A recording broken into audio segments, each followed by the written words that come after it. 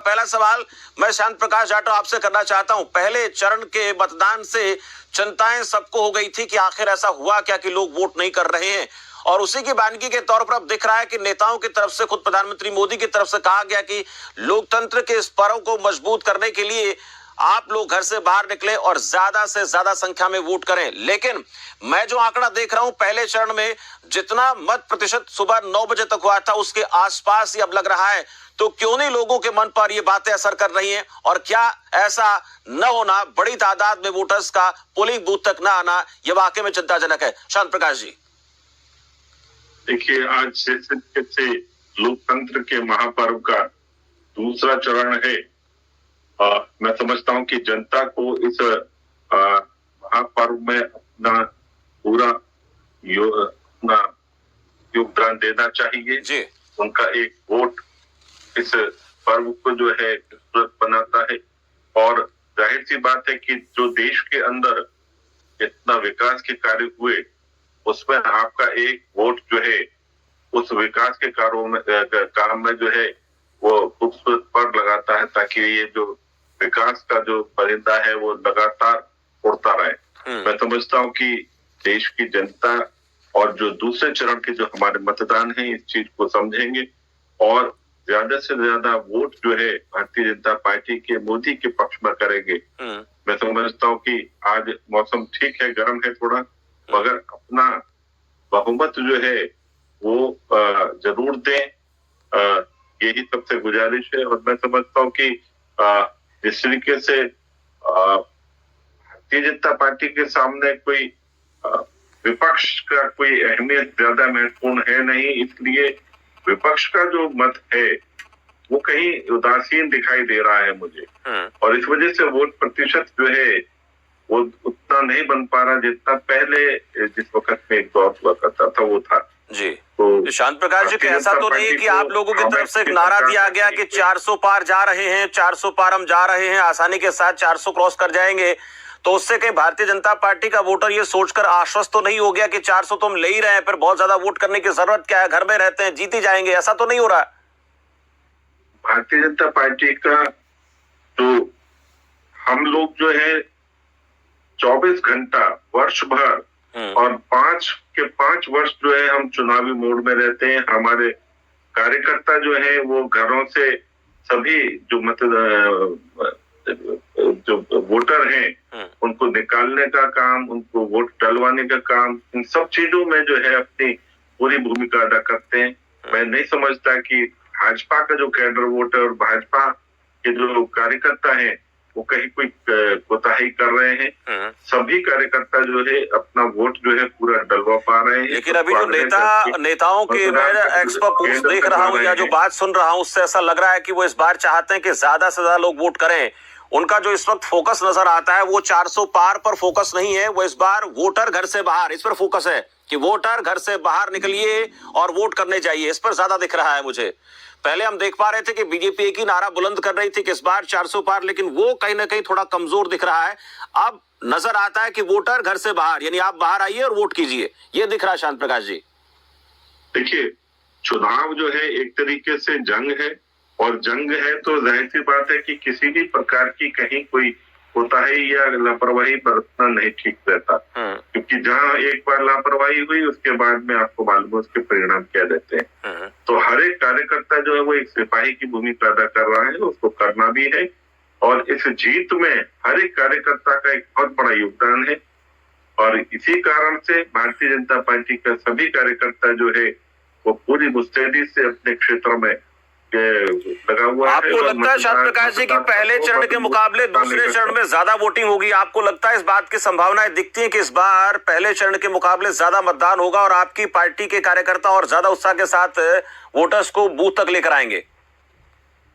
देखिए, हम पहले भी हमारे कार्यकर्ताओं ने बेहतर काम किया। मैं समझता हूँ कि सबसे ज्यादा जो वोट है वो हमारे ही कार्यकर्ताओं से मतदान केंद्र तक लेकर के आए। तो ठीक उसी तर्ज पर हमारा मतदाता नहीं है, वो पूरी तरीके से जो है अपने काम को अंजाम देता है, परिणाम देता है, और उसी कारण से हम सरकार बना पाते हैं। ठीक वही स्थिति आज दूसरे चरण के मतदान में भी है। आज मैं समझता हूँ सुबह 5:30 बजे से सभी हमारे बूथ प्रबंधन पे जो हमारे साथी कार्यकर्ता लगे हुए हैं वो पूरी मुस्तैदी से काम कर रहे हैं। सबसे विनम्रता पूर्वक आग्रह कर रहे हैं कि मतदान केंद्र तक पहुंचे। ठीक है और ठीक है, लेकिन शांत प्रकाश जी, मैं जो आंकड़े देख पा रहा हूँ सुबह 9 बजे तक अगर मैं बिहार की 4 सीटों पर बात करूं तो पिछली बार से थोड़ा सा ज्यादा जरूर है। 9.23% वोटिंग हुई है। छत्तीसगढ़ में 12% पिछली बार से कम नजर आती है। जम्मू कश्मीर में लगभग 10.5% हुई है। मध्य प्रदेश में 14% से ज्यादा है। महाराष्ट्र में लगभग 7% के आसपास है, ज्यादा नहीं कहेंगे। राजस्थान में भी लगभग 10.5 से थोड़ी सी ज्यादा है, बहुत बेहतर नहीं कह सकते हैं। तमिलनाडु में 8% से थोड़ी ज्यादा है, बेहतर नहीं कहेंगे। यूपी में भी 12% से थोड़ी सी ज्यादा है, तो बहुत ज्यादा मतदान नहीं है। उत्तराखंड में ये माफ कीजिए, पुराने जैसे हम बात करें तो उत्तराखंड में 10.41, जो पिछली बार जो चुनाव हुआ था उसमें इतनी आसपास वोटिंग थी।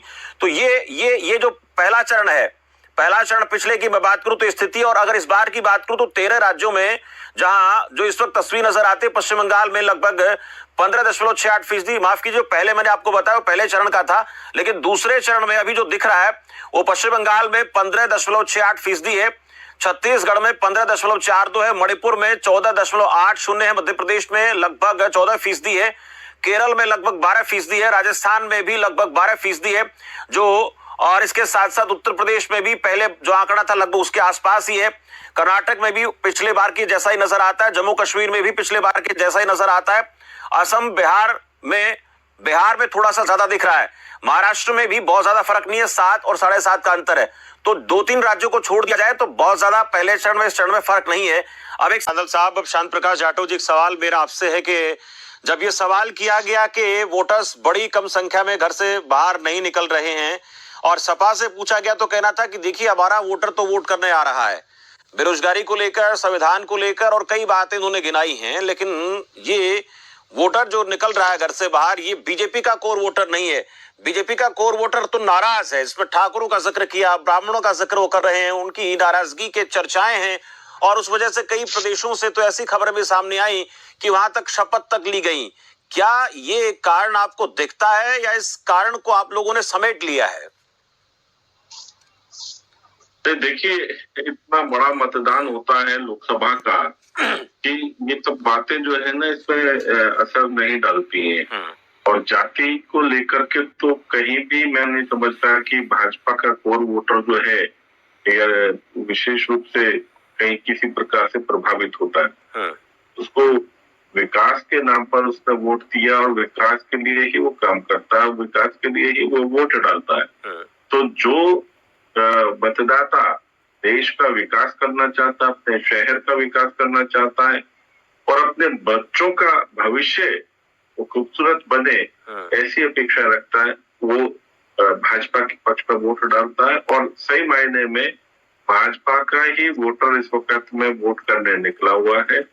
बाकी इंडिया अलायंस जो है वहां तो तय ही नहीं हो पा रहा, मालूम ही नहीं पड़ पा रहा कि कौन तो चुनाव लड़ रहा है और उसकी क्या मानसिकता है, क्या विचार है, वो किस तरीके से अगर जीत करके आए और मान लो सरकार में आ गए तो किस तरीके से उनकी संपत्ति को, उनके जेवरातों को हड़प जाने की योजनाएं बनाने की ये जो है ना मन में एक भाव लेकर के चल रहे हैं। ये सब साफ दिखाई दे रहा है किस तरीके से शांत प्रकाश जी, नांदल साहब एक बात कह रहे हैं, नांदल एक बात कह रहे हैं कि 5 से 6 राज्यों में आमने सामने की टक्कर है इस बार बीजेपी की और कांग्रेस की। बाकी कुछ राज्यों में इंडिया गठबंधन जो है वो फाइट दे रहा है, दूसरी जगहों पर कुछ क्षेत्रीय दलों के साथ भी मुकाबला है। तो क्या ऐसा इस बार है कि 2019 की तरह से इस बार चुनाव नहीं हो रहा है? 2019 से और बेहतर चुनाव हो रहा है क्योंकि हमने जो काम किए वो 100% जो है वो जनता के बीच में काम गए। हमने जो स्टेप उठाए, राम मंदिर का जो प्राण प्रतिष्ठा का कार्यक्रम रहा वो आपके एजेंडे में रहा है। राम मंदिर प्राण प्रतिष्ठा आप लोगों के एजेंडे में रहा है, लेकिन वो समय जो चुनाव हुआ उसके जिस समय वो प्राण प्रतिष्ठा का कार्यक्रम था उसके काफी दिन बाद ये चुनाव हो रहा है। दूसरा, पिछली बार एक ज्वलंत मुद्दा था 2019 में, राष्ट्रवाद का मामला बहुत ज्यादा सुर्खियों में रहा था। बालाकोट एयर स्ट्राइक के चलते एक लहर बनी थी कि कैसे